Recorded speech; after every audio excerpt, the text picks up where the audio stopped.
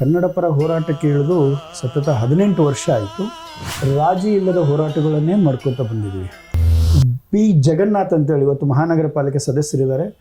ಅವರು ನನ್ನನ್ನು ಕರ್ಕೊಂಡ್ಬಂದು ಕನ್ನಡ ಶಾಲನ್ನು ಹಾಕಿದ್ದಾರೆ.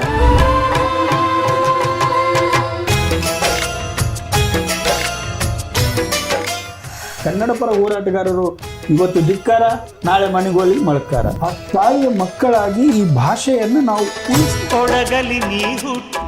ಇವತ್ತಿನ ದಿನಗಳಲ್ಲಿ ಏನಾಗಿದೆ ಅಂತಂದ್ರೆ ಪರಭಾಷಿಕರ ವ್ಯಾಮೋಹಕ್ಕೆ ಒಳಗಾಗ್ತಾ ಇದೆ. ನಮ್ಮ ಮಕ್ಕಳನ್ನೇ ನಾವು ಬೇರೆ ಭಾಷೆಗೆ ವಿದ್ಯಾಭ್ಯಾಸವನ್ನು ಕೊಡಿಸ್ತಾ ಇದ್ದೀವಿ. ಅದು ನಮ್ಮ ಹಕ್ಕು. ನಮ್ಮ ಹಕ್ಕನ್ನು ನಾವು ಕೇಳೋದು, ಅದನ್ನು ಪಡ್ಕೊಳ್ಳೋದು ನಮ್ಮ ಹಕ್ಕಾಗುತ್ತೆ. ಇಲ್ಲಿ ಏನಾಗ್ತಾ ಇದೆ ಅಂತಂದ್ರೆ ಆರ್ಟಿಕಲ್ 371 ಅಂತೂ ಬಂದಿದೆ, ಸಮರ್ಪಕವಾಗಿ ಅಭಿವೃದ್ಧಿ ಆಗ್ತಾ ಇಲ್ಲ. ನಾನು ಇವತ್ತು ಕರ್ನಾಟಕ ಜನಸೈನ್ಯ ಅಂತಂದರೆ ಒಂದು ಸಂಘಟನೆಲ್ಲ ಒಂದು ಕುಟುಂಬ ಅಂತ ಹೇಳ್ತಿರ್ತೀನಿ. ನನ್ನ ಕುಟುಂಬ ಸದಸ್ಯರು ಯಾರು ಕೂಡ ನನ್ನ ಕೈ ಬಿಡಲಿಲ್ಲ. ಅವರ ಬೆನ್ನೆಲುಬು, ಅವರ ಸಹಕಾರನೇ ಇವತ್ತು ಮುನ್ನಡೀತಾ ಇದೆ.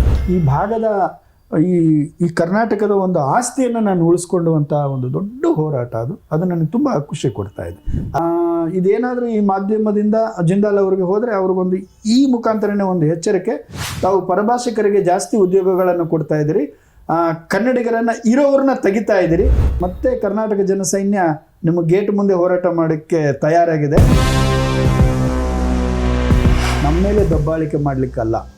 ಒಂದು ವೇಳೆ ಅದೇನಾದರೂ ಈಗಾಗಲೇ ಕಂಡು ಬಂದಿದೆ, ತನಗೆ ಅವಶ್ಯಕತೆ ಏನಿತ್ತೋ ಏನಿಲ್ಲೋ ಗೊತ್ತಿಲ್ಲ, ಒಂದು ಸಣ್ಣ ಪ್ರಮಾಣದ ಒಂದು ಸೀರೆ ಕದ್ದಿದ್ದಾಳೆ ಅಂತೇಳಿ ಬಜಾರಲ್ಲಿ ನಡಿ ರೋಡಲ್ಲಿ ಎಲ್ಲಿ ಒಬ್ಬ ಹೆಣ್ಣಿಗೆ ಮುಟ್ಟಬಾರ್ದು ಅಲ್ಲೆಲ್ಲ ಕಾಲಿಂದ ಒದ್ದು ಏನು ಮಾಡಿದ್ರಲ್ಲ ನೀವು, ಅದಕ್ಕೆ ಉತ್ತರ ಈ ಮಾಧ್ಯಮದಿಂದ ಕೊಡ್ತಾ ಇದ್ದೀನಿ. ಮುಂದಿನ ದಿನಗಳಲ್ಲಿ ನಿಮ್ಮ ಮೂಟೆ ಕಟ್ಕೊಂಡು, ಗಂಟು ಮೂಟೆ ಕಟ್ಕೊಂಡು ಹೋಗಬೇಕಾಗುತ್ತೆ.